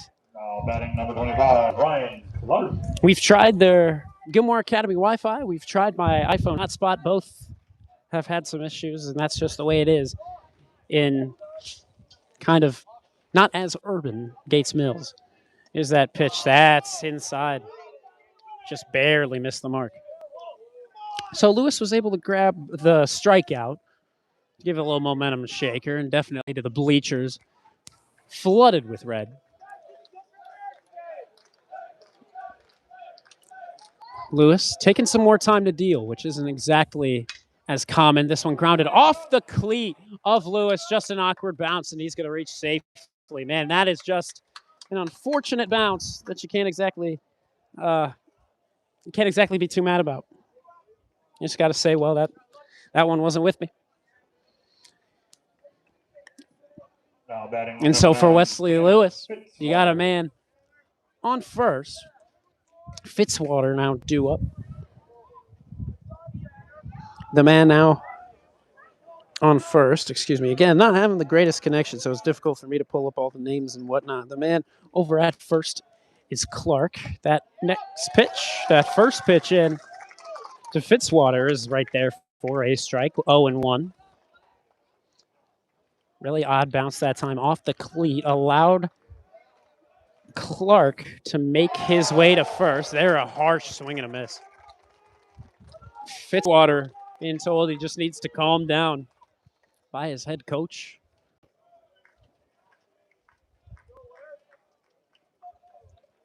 Lewis checks the runner over at first. Clark taking his lead. Lewis looks down, looks up, delivers the pitch that's off the mark. Coxon able to keep it in front of him. Great skilled play that time by Coxon. If that had gotten past, Clark would have been off to second. No double play would have been in order. That's how the last inning ended for the Walsh Jesuit offense. Here's the kick and the pitch from Lewis. This one, just low. Again, he's called it before. But, I mean, I've said that a great many times. It's been consistently inconsistent, and sometimes you just got to sit back and let it play out. 2-2. Fouled off over to the right side. Almost hitting a lighting structure over in the athletic field over to our right.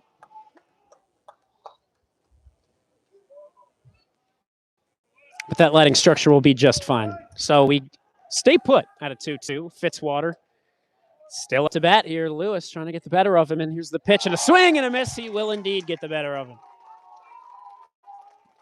Big K issued from the junior. Number 21, Ben Babinet. Lewis really expected to be the pitcher to take control of Shaker Heights next year. Of course, when you have both Casey Robinson and Quinn Malone leaving to graduation, that first pitch outside. Stolfus leaving as well. It'll be interesting to see where the team goes. Of course, you have a lot more young guys outside of the pitching. Man, tough miss once again. 2-0.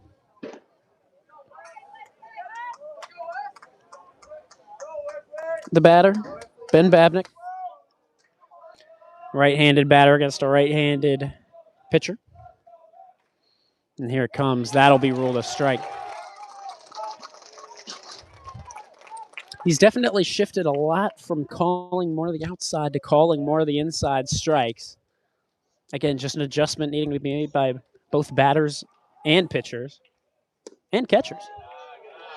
That one, same kind of location, low and outside.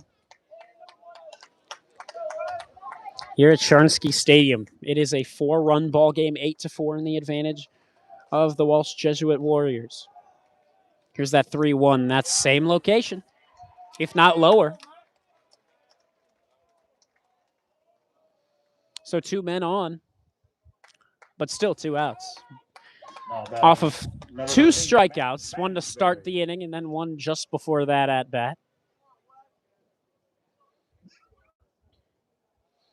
Needing to keep the Walsh offense quiet so that Shaker's offense can be the ones to make some noise.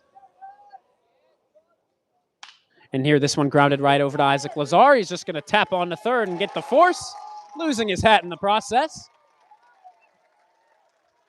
But it won't matter because Shaker Heights able to put up another 0. No runs have been scored by Walsh Jesuit since the 3rd inning. But keep in mind, those first 3 innings were brutal to the Shaker Heights team as they were able to put up 1 in the first, 4 in the second, and 3 in the third. Since then, no scoring has come other than a 3-run bomb of Nate Landever, putting the score at 8-4. Walsh Jesuit currently leading Shaker Heights with 6 more outs to try and make that 4-run deficit. We will see if they are able to do it or if Walsh Jesuit can hang on. Either way, one of these teams heading to the state semifinal of Division II. We'll be right back with you here at Figge Field at Sharnsky Stadium.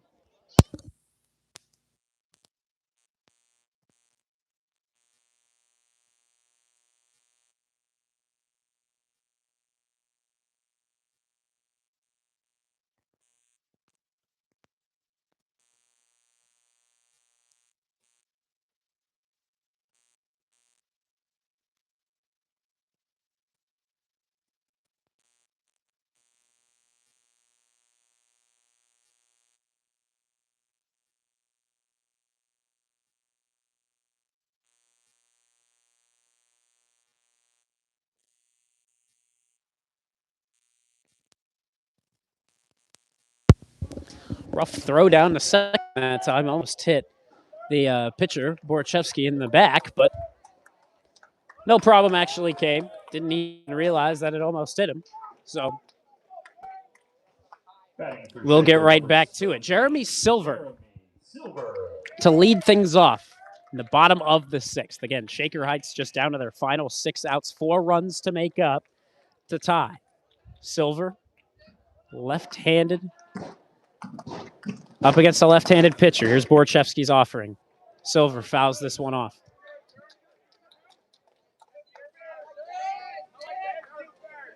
Isaac Lazar due up after. Currently awaiting his opportunity in the on-deck circle. Again, for Gilmore Academy was all in those first 3 innings. But they did enough damage to keep them in the lead for now. It was really a matter of Quinn Malone struggling through those first 2 innings. Here, Borachevsky offers this one. It's outside.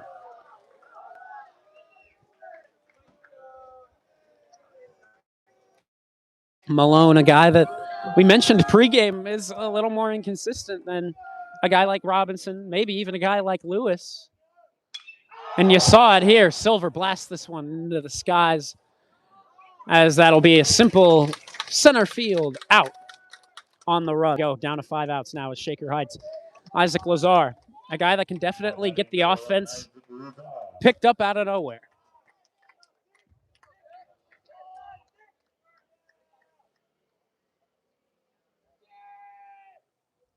A lot of weight now on these Red Raiders. Every hit, every out now really, really matters. Here's the pitch. That one's, missing the mark. Wow. 1-0 to start things off.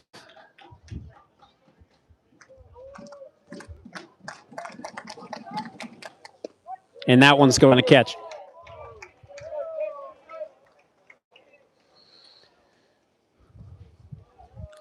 Not exactly sure how those guys out in the outfield aren't boiling at that point, steaming. It's got to be hot out there on that turf, but they play on anyway.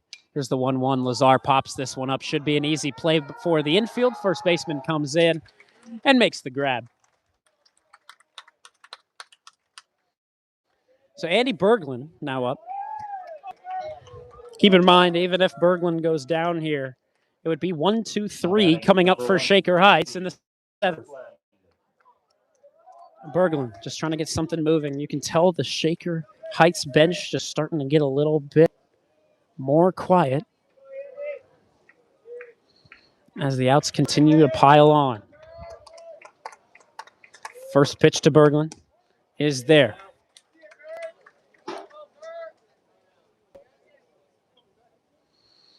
Again, all eyes right here on this at-bat. But again, Shaker's defense going to need to lock up once again.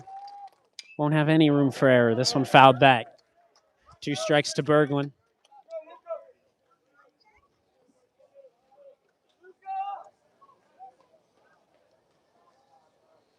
Longer time here as the umpire needs to collect the ball off the backstop. Luka Borchevsky staring down another strikeout. Here's the pitch. Berglund grounds this one over the left side. Shortstop gathers, handles fast. Rocket of a throw on the first. And once again, it's a 1, 2, 3 inning to an offense. And so it's 8-4. The score remains as Shaker Heights has only been able to put up 4. A 3-run home run really keeping Shaker into the game at this point. But now they go into the top of the final inning. Inning number 7, Shaker's offense has no room for error.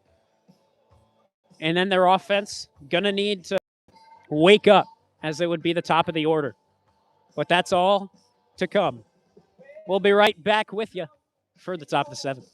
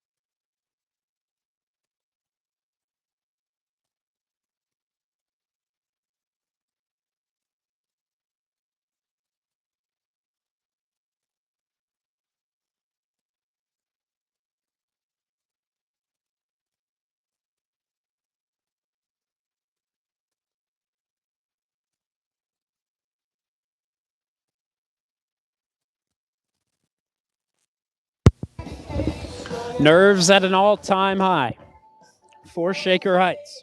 For Walsh Jesuit, they're trying to hang on to what is a 4-run lead.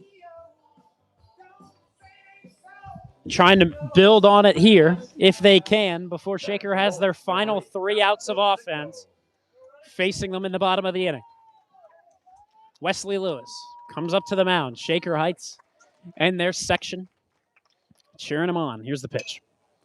This one popped up. That could be awkward enough so that it could fall, but Berglund ranges back way off of the infield dirt or dirt-designed turf, whatever you want to call that. Batting number 4, Carlos Smith. And he'll make the quick and easy out number 1 happen. Carlos Smith, a guy that's been red hot for Walsh Jesuit, coming up to the plate. And the first pitch from Lewis is sent up the middle. Neiman handles it, gathers it. Rocket of a throw is right there. So 2 pitches, 2 outs come from the man that has really cleaned it up here and held this Walsh Jesuit offense at bay. You wonder, what if he was perhaps a starter in this game, but it's way too late for that now to be asking these kinds of questions. As right now, you can't ask the what ifs. You just have to watch and see if the Red Raiders can pull through the 4-run deficit. That one missing the mark. Ball 1.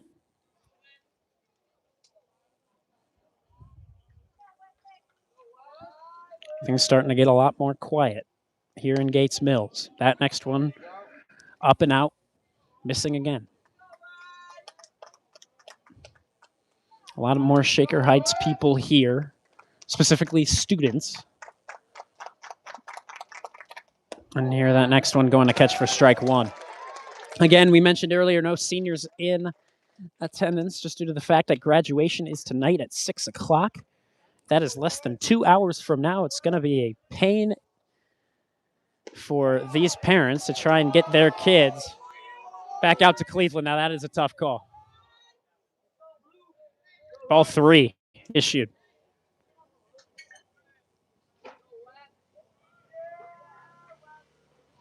Lewis on the 3-1. We'll have this one fouled away. Lewis hoping that this is not the last time he will see the field. This season. As now here comes the other pitch. Sent right over to Lazar. Lazar with a great hop, scoop, and he'll make the play on to first. So Shaker Heights in their defense has come up clutch for the past 4 innings, putting up zeros. Their offense struggling. Only 4 runs put up to this point, and you already know that they're going to have a visit and a whole team gathering before they come up to bat. This is tense. Ladies and gentlemen, it all comes down to the final 3 outs coming to you in the bottom of the 7th. Thank you very, very much for tuning in. Vaughn Ullum on the call. We will be right back with you as Luka Borachevsky is back out to the mound for Walsh.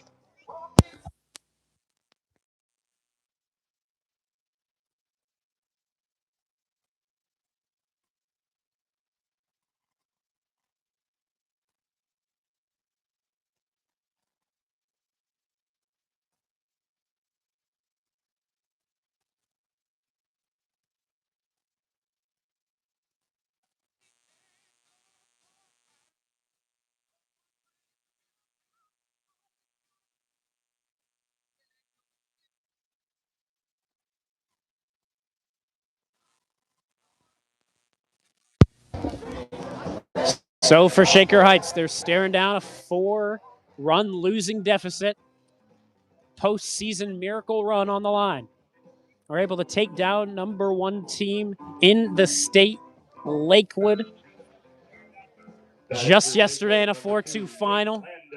Today, a big-time pitching issue came in those first 2 innings. And as a result, Shaker Heights fell down early, got a 3-run home run from Landever to pick things back up. But since then, nothing. Landever watches strike 1 come right on through.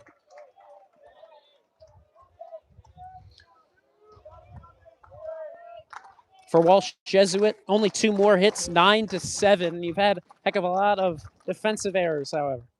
Landever watches this one go down low. Yeah, so Nate Landever is the first guy up, staring now at a ball and a strike. You have Pevnik due up behind him, and then Aaron Neiman due up third. Anyone after that would rely on the offense in front. Here's that 1-1. Landever watches this one just down low. And the Walsh Jesuit fans can't believe it. The Shaker fans happy to have it.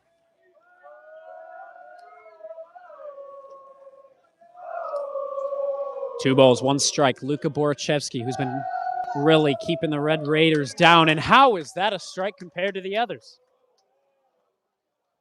Remarkably inconsistent. But again, can't let that affect your mindset here if you're Landever. 2-2. That's down low and away.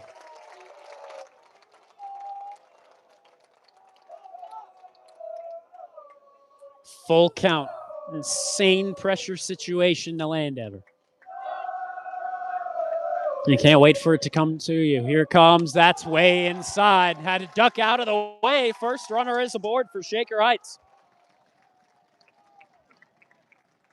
You cannot, if you are Shaker Heights, you cannot let base running be an issue as it has been in previous innings.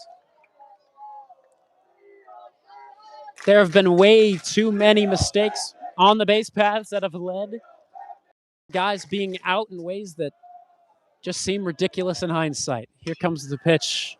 Pevnik Fouls this one off over to the right side.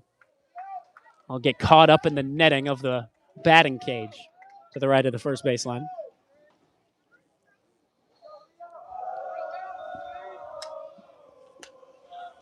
All of the Shaker students standing in the section.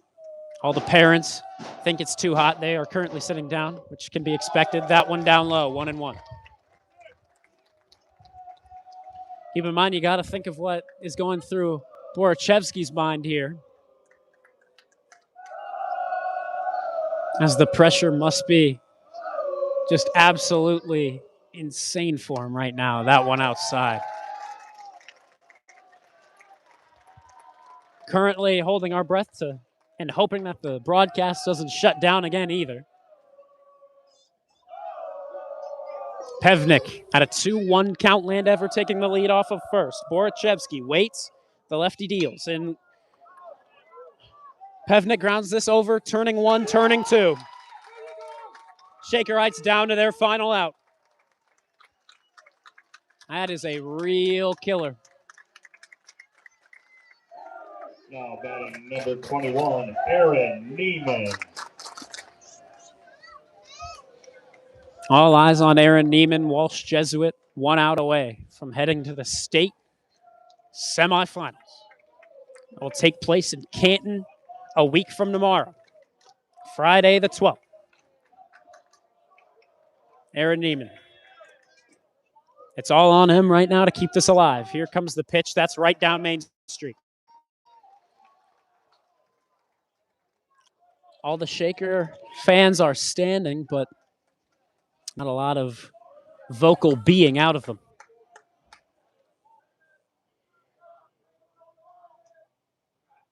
Neiman sends this one up into the air. That can do it. The first baseman gets under it, gets the out, and Walsh Jesuit punches their ticket to the state semifinal. They win the region.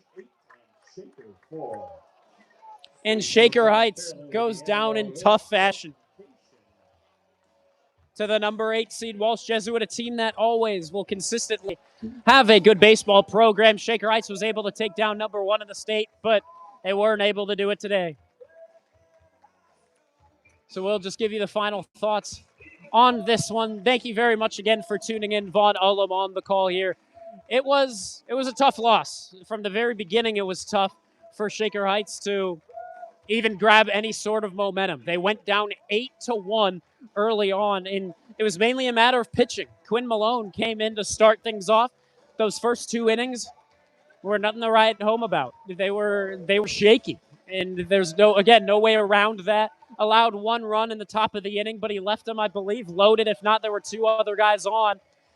And then, of course, that second inning allows 4 of those runs. Lewis came in, closed it out, but then Lewis has an issue in the 3rd inning. So those 8 innings, those 8 runs were the only 8 runs that Walsh Jesuit was able to get, but it's all that they needed because Shaker Heights was not able to put bat to ball just enough, and a huge issue was the base running. You can talk about the pitching issues in the very start of the game, but really another huge issue was the base running issues. You saw Neiman go out twice when he shouldn't have gone out. Over at 3rd and over at 2nd. He was caught twice. You saw Stolfitz get the call from English to head home. He was out by a mile trying to get an extra run. And these are the mistakes that just cannot come this late in the postseason. But either way, for Shaker Heights, a successful season nonetheless. This is a team that sat at 6-10, but then went 13-1 in their final 14.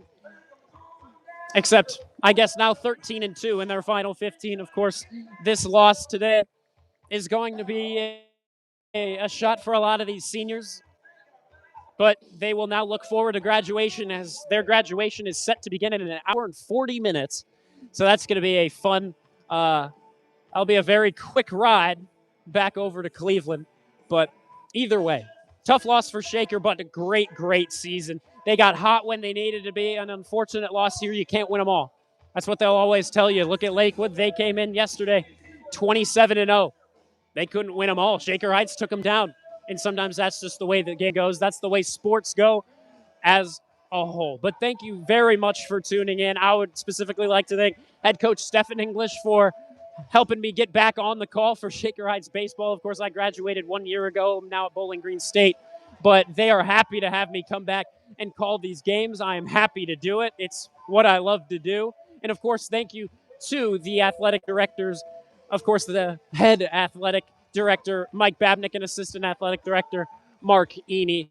Always a joy getting to talk to them and be back on the call for some Shaker Heights athletic events. So next year, we hope to see you once again, hopefully for some hockey as well over winter break. We'll hope to see you again for some Shaker Heights baseball in the postseason, hoping that they can make another great push as they did here, because this team has proven that they can definitely win these kinds of games. Even with the seniors out, you have guys like Wesley Lewis returning. You have guys like Leo Pevnik returning. These are guys that are able to just perform when they need it to come through. So a lot of good things coming for the Shaker Heights Ball Club, even with such a tough loss here today. But again, thank you very, very much for tuning in. Vaughn Ullum on the call today, and we'll see you when we see you.